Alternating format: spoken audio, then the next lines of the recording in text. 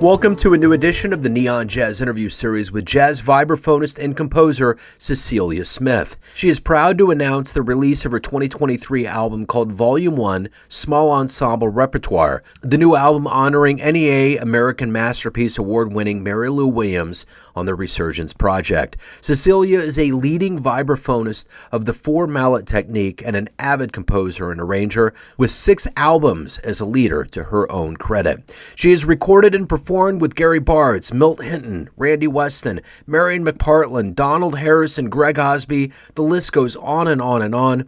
She is a wonderful, confident, intelligent, and a very skilled jazz musician. Enjoy this interview.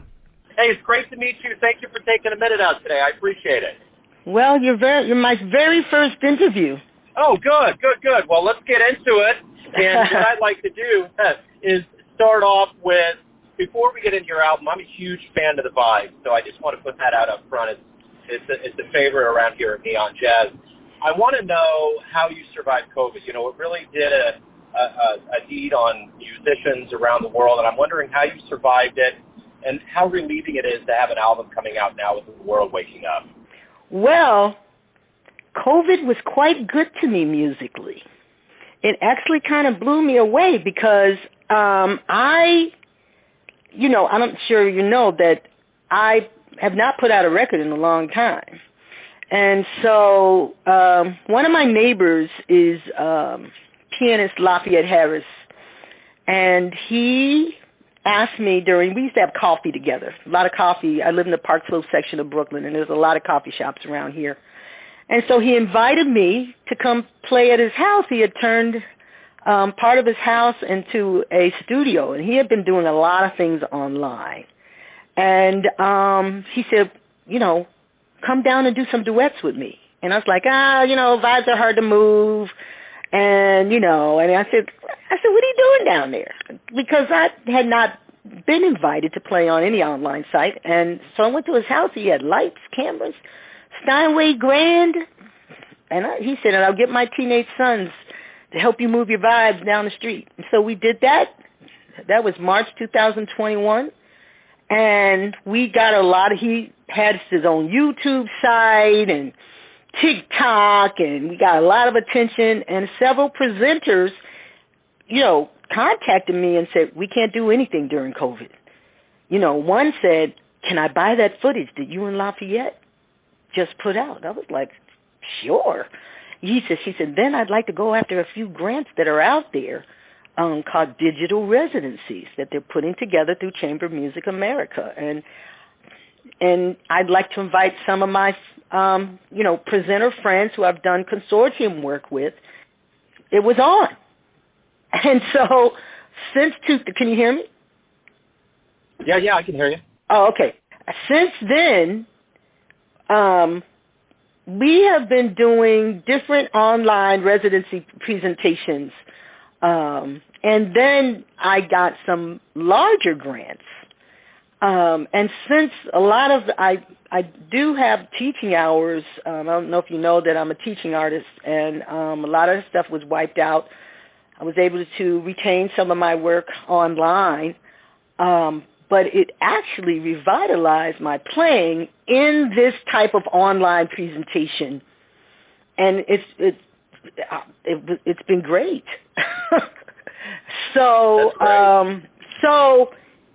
But I have to say, even with that greatness, I know a lot of people have passed away, and New York was extremely hit during COVID. So I have mixed feelings about it. That if it wasn't for COVID, would I've had this revitalization of my work?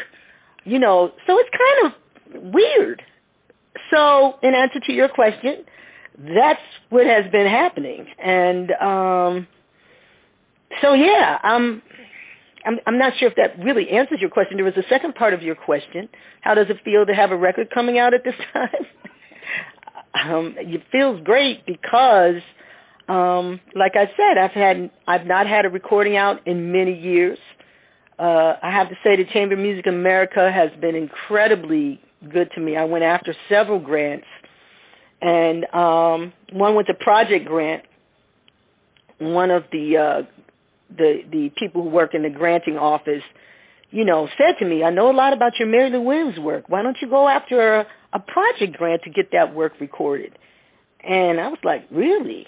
And so, with Chamber of Music America, primarily a classical organization, but they do have a lot of grants for jazz musicians. They also are like a small ensemble, nonprofit arts grant organization, and they only do up to 10 pieces, 10 unit ensemble. I have been investigating and researching Mary Lou Williams since the late 90s, and so I have so much material: small ensemble work, choir and big band. I got to know the person who actually was Mary Lou's manager. His name was Peter O'Brien. He was a Jesuit priest who recently passed on. And Mary Lou willed all her work to him, and he turned it over to Rutgers University's Jazz Institute, which is a research library on the Newark campus, Rutgers University. I was shocked at what was up there. Mary Lou Williams doesn't get a lot of attention, not the attention that I believe that she should be getting. I have been looking to record this work for many years because I have so much of it, and I was able to really expand upon the work. And so, after all these years, to be able to record the work, oh my goodness, it's like a dream that I didn't think was going to happen. So That's great. I'm very excited to be able to present the work. And we didn't just regurgitate the work. Because I've been working on these materials for so long. They're unique arrangements, a unique ensemble setting, that asks, I want to answer the question, what if Mary Lou Williams were here today, how would she present this work? And so there's thoughts and understanding around, thoughts and research around every piece of music that is on that record. And so I'm very, very excited about it. Tammy Carnoto, who was a musicologist, did our liner notes, who did an incredible job. You wonder who's going to read the liner notes, but I hope people read them. But also, we also have a spoken word piece on there that we used. Sheila Anderson is a radio programmer for WBGO, which is, New York's premier jazz radio station, where Tammy wrote a piece that answers a question, who is Mary Lou Williams? Because I'm sure people, unless you're a jazz aficionado, you may not know who Mary Lou Williams is. And if you're like most people these days, they're not buying hard CDs.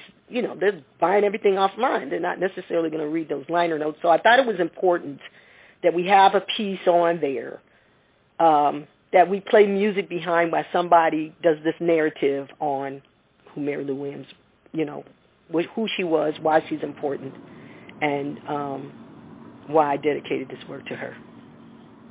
That's wonderful. So how did your journey into jazz, and more specifically the vibes, how did all that take place? Well, I'm from the Midwest. I'm from Cleveland, specifically Cleveland Heights, Ohio. And I started playing piano, me and my twin sister.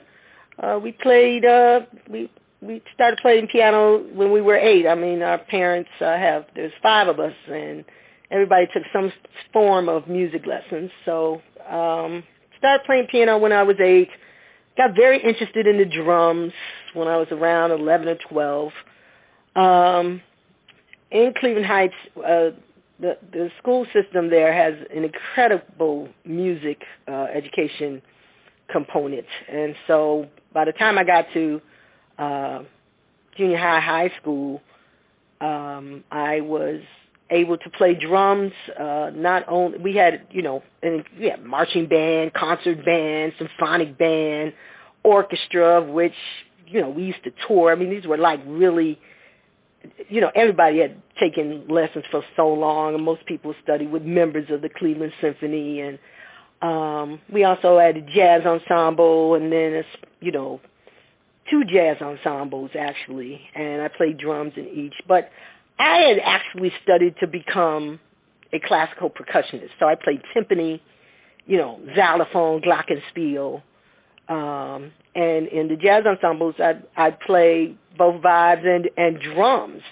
And I think I knew since I was about 14, 15 that I wanted to be a professional musician, and so I geared my life towards that. But my piano teacher, Earl Todd, who's also since passed away, he said, I want to try you out on some jazz. I'm going to get you some records. I want you to start listening and seeing, what you think about this music. And so I was like, oh, okay. I said, but my dad listened to jazz. I mean, we had Ella Fitzgerald's records, Miles Davis, but he listened to everything. He listened to R&B, but the idea of improvisation, to be able to play what you feel and tell stories, I was just so fascinated by that aspect of playing music.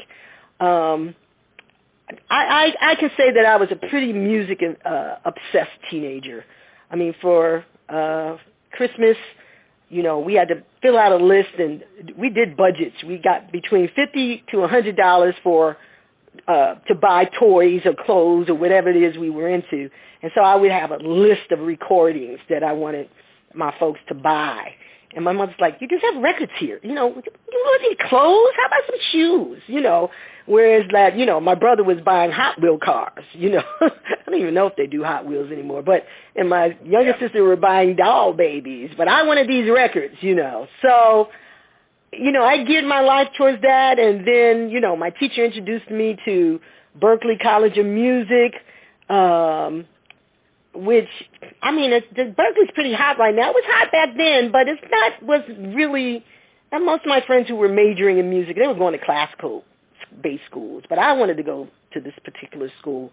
Gary Bartz was teaching there at the time, and I was fascinated with four-mallet playing, which, you can't really get unless you can study with somebody with that. And so that's the root of it all. I'm not sure if that answers your question completely, but yeah, no, you did. No, that's good. So, who was the first person you saw at a concert playing the vibes live that you just were mesmerized or you loved? Oh, the first person who I saw, I believe, I forgot this guy that he was playing with, Roberta Flack. And I can't even remember his name. But I will say this. When I got to Berklee, I had not really declared what instrument was going to be my major. It was either going to be piano, drums, or vibes. And the percussion department did a concert of just vibes that was done by the faculty. And it was Ed Sandin, Ted Wolf, Michael Hatfield. I think Gary Bartz probably came in and played one. And I was completely blown away by four-mallet technique. I just couldn't believe that you could do all that with four mallets. I was playing with two mallets. And that's what sold me on declaring that major of vibraphone, with the emphasis on four mallets. My record collection, Crystal Silence, I'm not sure if you're familiar with that record, with Gary Bartz and Chick Corea. Classic four-mallet piano duet playing, and Modern Jazz Quartet, Last Quartet. I had several Bobby Hutcherson recordings. I was very clear on the difference in improvisational thought that those three players, Gary Bartz, Bobby Hutcherson, and Milt Jackson, their unique styles and what they brought to the table in terms of improvisation. And so, I'm an African-American female. I wanted to encompass both, straight-ahead jazz and four-mallet technique in my playing. And that has always been my goal, to be able to play on a high level, good improvisation. And not that one plays better than the other. We live in a country that's obsessed by lots. If you got a lot of money, you got a lot of this, and you got a lot of that, you must have something going on. So if you got a lot of mallets in your hand and you're playing, with all these mallets, you must have something special going on. When the bottom line is that most vibe players, play with two mallets. And I never want to relay the message of if you play with four mallets, you must be a better player. Well, not at all, because, Milt Jackson, Lionel Hampton, Bobby Hutcherson, those guys they have tremendous minds for, in terms of their improvisational thought and their processes. They're emotionally riveting. Their intellectual approach to their lines are, incredible.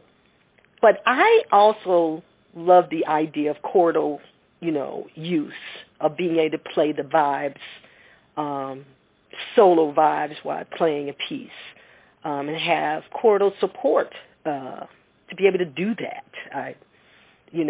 I love that aspect of being able to play with four mallets. And so it's always been something that, has been part about, how I present this music. So let me ask you this. You've been at this for quite a while playing the music. What is it that you like the best about being a professional musician? I have a very creative mind. I love sharing the artistic side of my work with the public. I hang out with not just musicians, but visual artists. All my life, I've had visual artists that were my friends, writers.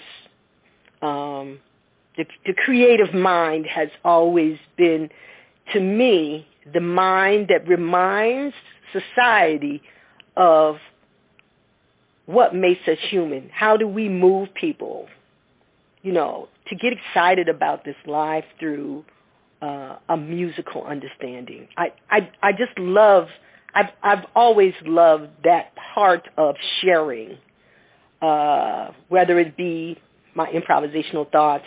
I don't know if you got to look through my resume, but I also have an extensive background in multimedia, and I have an extensive background as a teaching artist that I've taught not only on the college level, but for an unbelievable amount of human service organizations, people who have disabilities. I've designed, programs for people to, figure out how people can add music to their lives, either to enhance their lives because they have certain challenges going on, or to be able to uniquely teach the fundamentals of music to, people who've never had any music studies, or young kids who've never had, music studies. So I like the creative aspect of my life. I've fought very hard. I've never, besides the first 2 years out of college where I substitute taught and did some temporary work, I've always made my living in some type of musical job. And, you can only imagine I'm a vibe player. Not everybody's calling me to do, I'm not like a piano player. So I've always had to figure out different ways to make a living because I'm not a side man. I don't play bass. I don't play piano. I don't play drums, I've been able to play with some folks, but for the most part, I have had a creative life, and I wouldn't, even things would get a little thin, I still would look to figure out how to make a living, being a creative musician. So, yeah. That's wonderful. So everyone out there has a perception of you. There's different pockets of people in your life, from family to friends, fans, clients, colleagues, however you want to describe it, but you ultimately live your life. What's your perception of you? Who do you think you are? I have to tell you, Joe, I did go through and I listened to your interviews. And I knew you were going to ask that question. Right. I was like, I have no idea how I would answer that question. I was like clueless.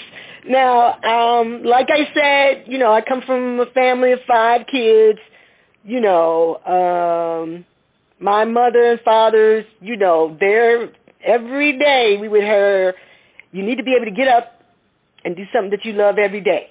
You need, and so because of that, all of my brother and my 3 sisters, they're tremendously successful at what they do because they have figured out what drives them. And, now I am the oddball out. They have, quote unquote, conventional jobs. And so they're like, oh, yeah, Cecilia and her music. But when they come to my gigs or they see the kind of work that I do, they're like, how do you do all that stuff? And I was like, well, I wouldn't, I don't know any other way to be. And so I feel very fortunate that I've figured a lot of things out. And the interesting thing is, with the kind of work that I do, as a vibe player, when I play, like if I play in a town and nobody knows me or they've only heard me on recording, I think for the first 10 or 15 minutes, people are shocked that I play this instrument and play it well. So we got to get over that first, all right? Because I'm like, okay, I'll do something you've probably never seen before. But let's just get down to the music, So, after the next 15 to 20 minutes, when they can really see that I am playing, I have a message I want to convey to you so that you have a moving experience. And then, but I meet people who say, wow, they just can't figure out how I figured out how to play so well. I mean, I'm like, well, I study like anybody else. It's no big deal. If you study hard and you're somewhat gifted, you can do anything well, and have some opportunities, thrown your way. Now, I also teach for a lot of human service organizations where I've designed these programs for, populations that are challenged. And the interesting thing about that is that most of them don't know that I have this outside life as a professional musician playing an instrument that I don't use on those jobs. And I kind of want to keep it that way because a lot of them can't figure out how I've gotten certain populations to learn and to, enjoy and have their lives enhanced by how I present this work. And so, I mean, I believe that we should be useful every day. And so that has always been my creed. And so I try to do that, anytime I'm in a working situation, that I present my best self and that people walk away with a creative process that has enhanced their lives. And not that, I don't want it to make it sound like, I just live this wonderfully creative life. Yes, I do. But it's hard work to maintain that type of focus. And it's not for everybody. So I don't want it to sound like, I have this glorious life. Well, in many ways it is glorious, but it is filled with challenge. I mean, I don't know how much you knew about my work before this last recording, how long you've been around. If you've been around a long time, you know that I put out plenty of records between the early 90s through the early part of 2000, right before the big crash, and where all the rage behind free downloads and Napster. Remember all that? Yes. What happened to jazz musicians? I was putting records out on a small label. Technically, with the amount of records that I moved, I should have been able to move to a larger label. Well, that didn't happen for me. And so, there's a lot of women being signed as instrumentalists at that time. So, that part of, late 2000s, up until now, I had to really kind of figure out my life. And, if you look at my resume, there's a lot of stuff listed there. And on paper, it looks great, but it's not without its challenge. So, like I said, I don't want people to think, wow, what a great life. Well, it is great. But, it is also extraordinarily challenged. So I'm hoping that answers your question. It does. It does. Yeah, no, it certainly does. Cecilia, this has been great. Thank you for opening up. Thank you for talking about the latest project, your life and music. I really appreciate it. Best of luck with this album and everything as, the world opens up more. Yeah, I'm looking forward to see what public opinion is, that's for sure. So I appreciate you being my first interview for this record that's going to be released in May. Thanks for listening and tuning in to another Neon Jazz interview, where we give you a bit of insight into the finest players and minds in Kansas City, New York City, Harlem, and spots all over the world, giving fans all that jazz. Thanks to Cecilia for her time, cool, and energy. If you want to hear more interviews, you can find Neon Jazz Interviews on Spotify and Apple Podcasts. Subscribe to us at YouTube, and for everything Neon Jazz, go to the neonjazz.blogspot.com. Until next time, enjoy the jazz, my friends.